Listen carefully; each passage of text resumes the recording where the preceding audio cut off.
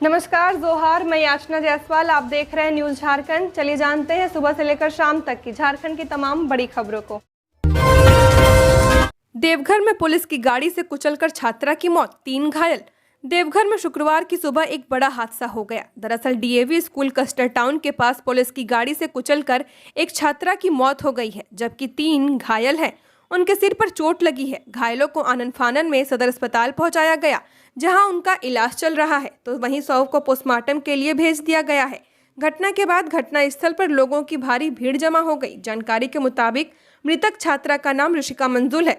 वह सन Francis school में कक्षा 9 की छात्रा थी। वहीं घायलों का नाम दिविशा मंजुल और रेयांश मंजुल है। दोनों डीएवी स्कूल में दूसरी कक्षा के छात्र हैं। विरोध में आक्रोशित लोगों ने सड़क जाम कर हंगामा मचाया और जैप 9 की गाड़ी में तोड़फोड़ कर दी। इसके बाद पुलिस ने स्थिति को नियंत्रण में करने के लिए लाठी चार्ज कर दिया। हालांकि समाचार लिखे जाने तक पुलिस के आला अधिकारी लोगों को समझाने में जुटे हुए थे, लेकिन लोग उनकी बात मानने को तैयार नहीं थे। वे दोषियों पर जल्द से जल्द कड़ी कार्रवाई की मांग कर रहे हैं। 12 फरवरी को झारखंड कैबिनेट की बैठक, कई अहम प्रस्तावों पर लगेगी मुहर। 12 फरवरी को झारखंड सरकार कैबिनेट की बैठक होने वाली है। यह बैठक दिन के 4 बजे से होगी। इस बाबत आदेश जारी कर दिया गया है। गौरतलब है कि चंपई सोरेन सरकार की यह दूसरी कैबिनेट की बैठक होगी। बैठक में कई अहम प्रस्तावों पर मुहर लग सकता है। वैसे भी चंपई सोरेन जब से सीएम बने हैं, वह धड़ाधड़ एक के बाद एक बैठक अलग अलग विभाग के साथ कर रहे हैं। होमगार्ड के लिए गुड न्यूज, अब सिपाही के बराबर मिलेगी सैलरी। 14,000 से ज्यादा को फायदा। झारखंड में विधि व्यवस्था सहित विभिन्न जगहों पर ड्यूटी कर रहे होमगार्ड जवानों को सिपाही आरक्षी के समकक्ष वेतन देने का प्रस्ताव वित्त विभाग को भेजा गया है। प्रस्ताव मंजूर हो गया तो उनका वेतनमान लगभग 2 गुना हो जाएगा। विभागीय मंत्री के कार्यभार संभालने के बाद वित्त विभाग इस प्रस्ताव पर अंतिम निर्णय लेगा। नए मंत्रिमंडल की कैबिनेट में प्रस्ताव रखा जाएगा। फैसले से विधि व्यवस्था में लगे 3,527 जवानों सहित अतिरिक्त 11,000 होमगार्ड जवानों को सीधा फायदा होगा। झारखंड में शीतलहर से मिलेगी राहत, बढ़ेगा तापमान। 12 और 13 फरवरी को बारिश की संभावना। 11 को घने कोहरे का अलर्ट। देश में फरवरी महीने से सर्दियां विदाई ले सकती हैं। मौसम विभाग के मुताबिक फरवरी के पहले सप्ताह की तुलना में दूसरे और तीसरे हफ्ते में न्यूनतम तापमान में धीरे धीरे 2 से 4 डिग्री का इजाफा होगा, यानी मौसम में गर्माहट बढ़ने से ठंड का असर कम हो जाएगा। पश्चिमी हिमालयन क्षेत्र को छोड़कर लगभग पूरे देश में तापमान सामान्य के आसपास बना रहेगा। विभाग ने बताया है कि अगले 2 हफ्ते देश के किसी भी हिस्से में शीतलहर नहीं चलेगी। वहीं कोहरा छाने की संभावना भी नहीं है। हालांकि मध्य भारत में चक्रवर्ती हवाओं के चलते कुछ जगह मामूली बारिश हो सकती है। 12-14 फरवरी के दौरान यूपी, बिहार, झारखंड में कुछ जगह बारिश हो सकती है। झारखंड के कई जिलों में धूप निकलने की वजह से ठंड से थोड़ी राहत मिली है। हालांकि ठंड में कनकनी अभी भी बढ़ी हुई है। मौसम विभाग के मुताबिक आज पूरे दिन प्रदेश में मौसम साफ रहेगा। वहीं 10 फरवरी को सुबह में घना कोहरा रहने की संभावना है। कुछ जिलों में आंशिक तौर पर बादल छाए रह सकते हैं। इस वजह से कई जिलों में तापमान 12 डिग्री होने की संभावना है। खबरों में आगे बढ़ने से पहले अगर आपने अभी तक इस चैनल को सब्सक्राइब नहीं किया है तो सब्सक्राइब कर ले, जिससे आपको झारखंड की हर छोटी बड़ी खबर के अपडेट मिलते रहें। तो चलिए बढ़ते हैं खबरों की ओर। झारखंड के निजी स्कूलों में बीपीएल कोटा के छात्रों के लिए नामांकन की प्रक्रिया शुरू, ऐसे कर सकते हैं आवेदन। झारखंड के निजी स्कूलों में बीपीएल कोटा के छात्रों के नामांकन के लिए कल से आवेदन की प्रक्रिया शुरू हो गई है। इच्छुक अभिभावक 22 फरवरी तक ऑनलाइन माध्यम से www.dserranchi.com पर आवेदन कर सकते हैं, जबकि 25 फरवरी तक संबंधित स्कूल के कार्यालय में आवेदन की प्रति जमा कर सकते हैं। नियमानुसार नर्सरी व एलकेजी में नामांकन के लिए बच्चों की उम्र सीमा 3 वर्ष 6 माह से 4 वर्ष 6 माह के बीच तय की गई है। वहीं कक्षा 1 में नामांकन के लिए 5 वर्ष 6 माह से लेकर 7 वर्ष तय है। बता दें कि आवेदन करने के बाद अभिभावकों को भरे गए फॉर्म को संबंधित स्कूल में जमा करना होगा। वहीं डीएसआई कार्यालय की ओर से भी सभी स्कूलों में तय सीटों का ब्यौरा भेज दिया गया है। 1 साल पुराने कर्मचारियों को तोहफा देगी सरकार, मानदेय में होगा 5% इजाफा, 10,000 को लाभ। राष्ट्रीय स्वास्थ्य मिशन के तहत अनुबंध पर कार्यरत कर्मियों के लिए अच्छी खबर है। राष्ट्रीय स्वास्थ्य मिशन झारखंड के अधीन कार्यरत वैसे अनुबंध कर्मी जिन्होंने कम से कम 1 साल का कार्यकाल पूरा कर लिया है, उन्हें 5% मानदेय वृद्धि का लाभ मिलेगा, जबकि 3 से 5 साल का कार्यकाल पूरा करने वालों को 10 और 15 एक्सपीरियंस बोनस लाभ मिलेगा। सरकार के इस निर्णय से राज्य भर में कार्यरत करीब 10,000 अनुबंध कर्मियों को इसका लाभ मिल पाएगा। राष्ट्रीय स्वास्थ्य मिशन झारखंड के अभियान निर्देशक सह स्वास्थ्य विभाग के विशेष सचिव आलोक त्रिवेदी ने इस बाबत आदेश जारी कर दिया है।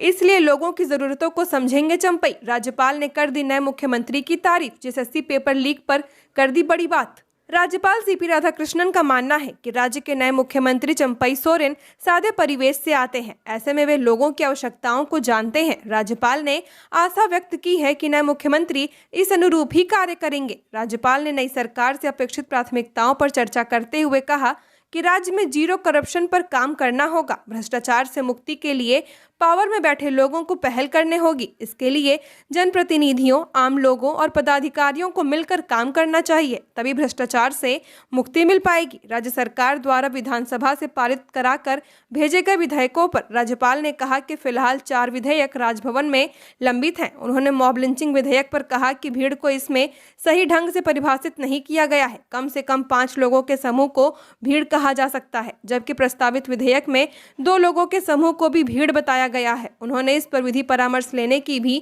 बात कही है। एचईसी प्रबंधन बोला, चुनाव आचार संहिता से पहले काम पर लौटे कर्मी, नहीं तो कंपनी बंद होने की आशंका। एचईसी प्रबंधन ने अपने कामगारों से कहा है कि उनकी सभी मांगें मान ली जाएंगी, लेकिन शर्त यह है कि उन्हें चुनाव आचार संहिता लगने से पहले काम पर लौटना होगा। एचईसी को बचाना है तो बंद पड़ी मशीनों की सेहत के लिए उन्हें तुरंत चालू करना होगा। 4-5 करोड़ रुपए का अटका काम पूरा करना होगा। यदि वे ऐसा नहीं करते हैं तो आचार संहिता के कारण लंबा समय खींच जाएगा, जिससे 3 से 4 महीने बाद कंपनी चालू करना मुश्किल हो जाएगा।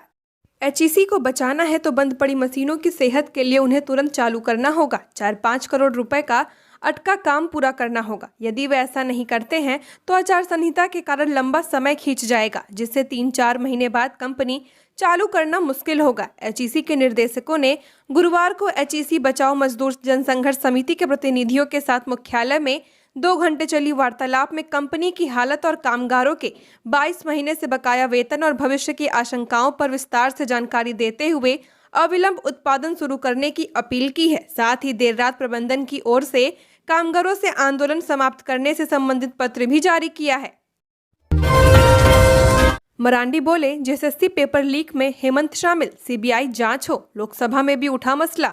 रांची में एसआईटी ने 3 को हिरासत में लिया। झारखंड में जेएसएससी पेपर लीक की एक और जांच तेज हो गई है, वहीं दूसरी ओर इस पर राजनीति भी गर्म है। बीजेपी के प्रदेश अध्यक्ष और राज्य के पूर्व सीएम बाबूलाल मरांडी ने दावा किया है कि पेपर लीक में पूर्व सीएम हेमंत सोरेन शामिल हैं और पूरे मामले की सीबीआई जांच होनी चाहिए। पेपर लीक के खिलाफ गुरुवार को रांची में बीजेपी की युवा मोर्चा ने राजभवन के बाहर धरना दिया, जहां बाबूलाल मरांडी ने कहा कि मैं शुरू से कह रहा था कि इतना बड़ा पेपर लीक का घोटाला बिना ऊपर मुख्यमंत्री कार्यालय की संलिप्तता के बगैर नहीं हो सकता है। आज यह बात साबित हो चुकी है। इधर रांची से बीजेपी सांसद संजय सेठ ने गुरुवार को इस मसले को लोकसभा में उठाया और कहा कि जेएसएससी कैंडिडेट का एडमिट कार्ड हेमंत सोरेन के करीबी के घर से मिलना गंभीर विषय है। वहीं मामले की जांच एसआईटी से शुरू कर दी है। गुरुवार को रांची पुलिस की एसआईटी ने 3 लोगों को हिरासत में लिया। इनमें एक की स्पष्ट संलिप्तता सामने आ रही है, जिसकी जांच की जा रही है। भदानीनगर देवरिया रेलवे ट्रैक में ट्रेन की चपेट में आने से युवक की मौत, जांच में जुटी पुलिस। रामगढ़ जिले के भदानीनगर देवरिया रेलवे ट्रैक में ट्रेन की चपेट में आने से आज सुबह एक व्यक्ति की मौत हो गई। जानकारी के अनुसार मृतक का नाम आनंद महली, पिता भुवनेश्वर महली, उम्र 30 वर्षीय, ग्राम देवरिया निवासी है, जो आज सुबह 113/41 पोल संख्या के पास रेलवे ट्रैक पार कर रहे थे, जिस बीच ट्रेन हादसे का शिकार हो गए। हालांकि शव को देखकर मौत का कारण पूरी तरह से पता नहीं किया जा सका है, लेकिन पुलिस इस हादसे और हत्या दोनों पहलुओं से देख रही है। घटनास्थल पर रेलवे पुलिस भी पहुंची और भदानीनगर पुलिस ने शव को अपने कब्जे में लेकर पोस्टमार्टम के लिए भेज दिया। हेमंत सोरेन की गिरफ्तारी मामले में ईडी को जवाब दाखिल करने का अंतिम दिन 12 फरवरी को होगी सुनवाई। हेमंत सोरेन की गिरफ्तारी को चुनौती देने वाली याचिका पर झारखंड हाई कोर्ट ने 5 फरवरी को सुनवाई की थी। मामले में अदालत ने ईडी को 9 फरवरी को जवाब दायर करने का निर्देश दिया था, जिसका आज अंतिम दिन है। गौरतलब है कि ईडी ने झारखंड के पूर्व सीएम को 31 जनवरी की रात जमीन घोटाले मामले में गिरफ्तार कर लिया था। इसके बाद उन्होंने गिरफ्तारी के खिलाफ सुप्रीम कोर्ट में याचिका दायर की थी। याचिका पर सुनवाई करते हुए सुप्रीम कोर्ट ने उन्हें पहले हाई कोर्ट जाने का निर्देश दिया था।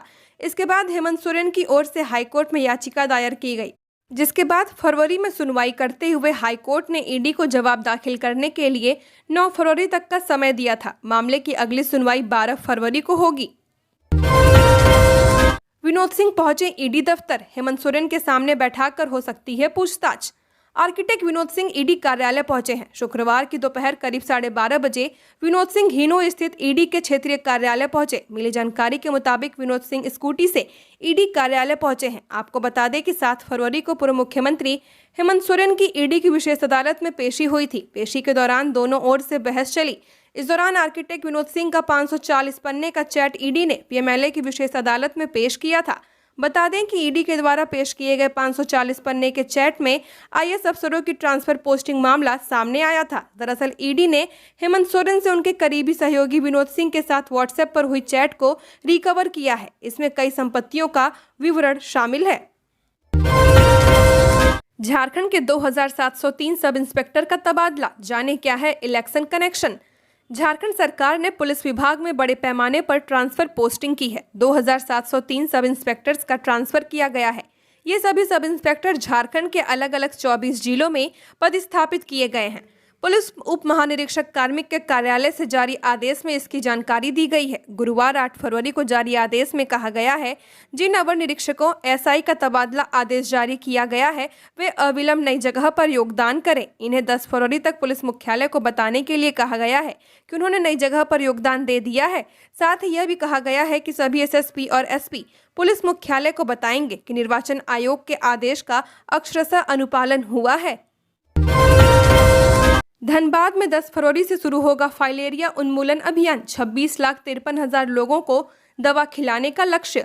जिले में फाइलेरिया उन्मूलन अभियान की सारी तैयारी पूरी कर ली गई है। 10 फरवरी को सदर अस्पताल में दवा खिलाकर फाइलेरिया उन्मूलन अभियान की शुरुआत की जाएगी, जो 14 दिनों तक चलेगा। 11 से 25 फरवरी तक घर घर जाकर लोगों को दवा दी जाएगी, जिसमें सहिया, सेविका और सहायिका की मुख्य भूमिका होगी। वे घरों तक पहुंचकर लोगों को दवा देंगी। पहले दिन के लिए जिले में कुल 2220 केंद्र बनाए गए हैं। सिविल सर्जन चंद्रभानु प्रतापन ने जानकारी देते हुए बताया कि 26,53,000 लोगों को फाइलेरिया रोधी दवा खिलाने का लक्ष्य रखा गया है। यह अभियान शनिवार 10 फरवरी से शुरू होगा। जिले के सभी सीएचसी, पीएचसी में सुबह 9 बजे से शाम 5 बजे तक लोगों को दवा खिलाई जाएगी।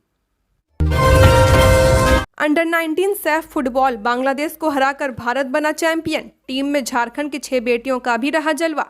2 से 8 फरवरी तक बांग्लादेश के ढाका शहर में संपन्न बालिका सैफ अंडर 19 भारतीय फुटबॉल में भारतीय टीम ने रोमांचक मुकाबले में बांग्लादेश को पराजित कर खिताब हासिल किया।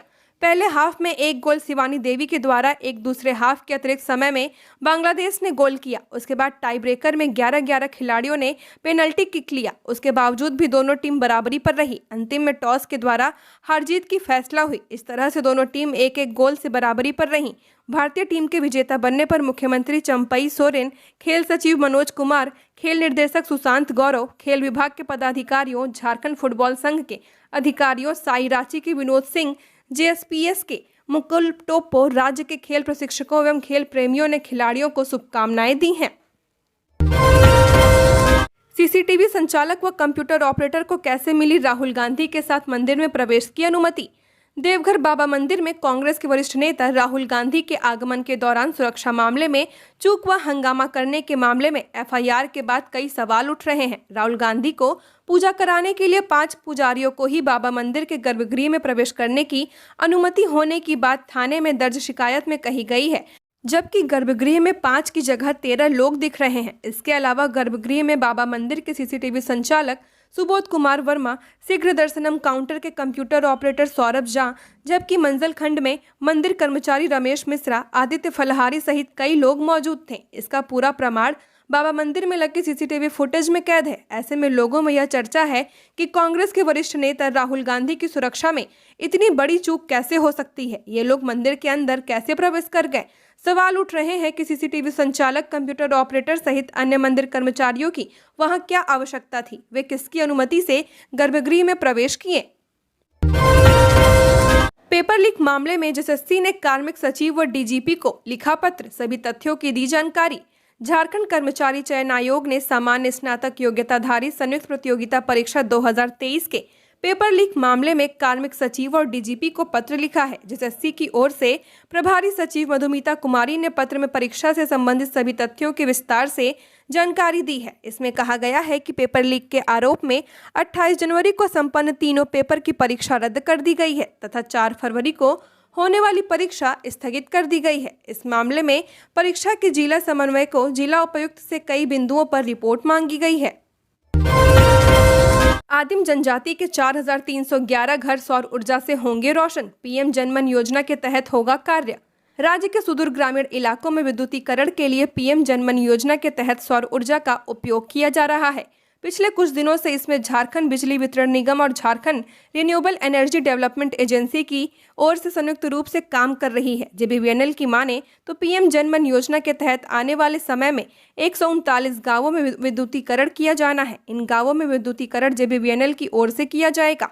जेबीवीएनएल की माने तो 139 गांवों के लगभग 3078 घरों में सौर ऊर्जा के तहत विद्युतीकरण किया जाना है। वहीं जरेडा की ओर से 114 गांवों का पीएम जनमन योजना के तहत विद्युतीकरण सौर ऊर्जा के तहत किया जाना है। इन गांवों में 1233 घर चिन्हित किए गए हैं। तालाब को भरकर भूमाफियों ने बना दिया सड़क, एसडीएम ने दिया कार्रवाई का निर्देश। बोकारो जिले के चास नगर निगम के क्षेत्र के 16 गिडिया स्थित कमला बांध तालाब में बिल्डरों द्वारा मिट्टी गिराकर जल स्रोत को नष्ट करने के खिलाफ जिला प्रशासन हरकत में आ गया है। स्थानीय लोगों ने इसकी शिकायत चास एसडीएम समेत अन्य अधिकारियों से की थी। चास एसडीएम ओम प्रकाश गुप्ता हरकत में आए और रात में मौके पर पहुंचकर चास अंचलाधिकारी को तालाब का अतिक्रमण कर सड़क बनाने वालों पर कार्रवाई करने का निर्देश दे दिया। दरअसल सुप्रीम कोर्ट का निर्देश है कि जल स्रोत चाहे निजी हो या सरकारी, उसे नष्ट नहीं किया जा सकता और न ही उसका स्वरूप बदला जा सकता है। लेकिन स्थानीय लोगों ने बताया कि कुछ भूमाफिया अपनी जमीन पर वापस जाने के लिए तालाब में मिट्टी भरकर सड़क बनाने का काम कर रहे हैं और इसके लिए नया कट बनाने के लिए चास धनबाद हाईवे के डिवाइडर को भी तोड़ दिया गया है। देवघर में मुख्यमंत्री ग्राम गाड़ी योजना का रूट तय, 4 बसों को स्वीकृति, इन इलाकों में चलेंगी बसें। देवघर जिले में मुख्यमंत्री ग्राम गाड़ी योजना के लिए फिलहाल 4 बसों के संचालकों को स्वीकृति प्रदान कर दी गई है। 5वें बस के लिए संचालक के आवेदन की कागजी प्रक्रिया चल रही है। 1-2 दिनों में 5वीं बस भी योजना से जुड़ जाएगी। योजना के तहत विभाग ने रूट तय कर मुख्यालय को भी भेज दिया है। इन बसों के संचालकों को निर्धारित मापदंड के अनुसार सुविधाएं उपलब्ध कराई जाएंगी। जिले में 9 इलाके से कुल 444 किलोमीटर में बसें चलाई जाएंगी। इन रूटों के ग्रामीणों को प्रखंड मुख्यालय से लेकर जिला स्वास्थ्य केंद्र, रेलवे स्टेशन, मुख्य हाट, बाजार से जोड़ा गया है ताकि इन स्थलों पर ग्रामीणों की पहुंच आसान हो सके। धनबाद परिवहन विभाग की ओर से निकाली गई बाइक रैली, लोगों को ट्रैफिक नियमों के प्रति किया गया जागरूक। जिला परिवहन विभाग की ओर से 15 जनवरी से 14 फरवरी तक सड़क सुरक्षा माह बनाया जा रहा है। इसके तहत विभिन्न प्रकार के जागरूकता कार्यक्रम चलाकर लोगों को जागरूक किया जा रहा है। इसी क्रम में विभाग की ओर से बाइक रैली कार्यक्रम का आयोजन किया गया। धनबाद डीटीओ कार्यालय से बाइक रैली निकाली गई। रैली को डीटीओ और ट्रैफिक डीएसपी ने हरी झंडी दिखाकर रवाना किया, जिसके बाद बाइक रैली शहर का भ्रमण कर पुनः डीटीओ कार्यालय पहुंची और लोगों को यातायात नियमों के पालन के प्रति जागरूक किया। झारखंड की और खबरों के लिए बने रहिए हमारे साथ। हमारे चैनल न्यूज़ झारखंड पर चैनल को सब्सक्राइब करें, साथ बेल आइकन को प्रेस करें। नमस्कार।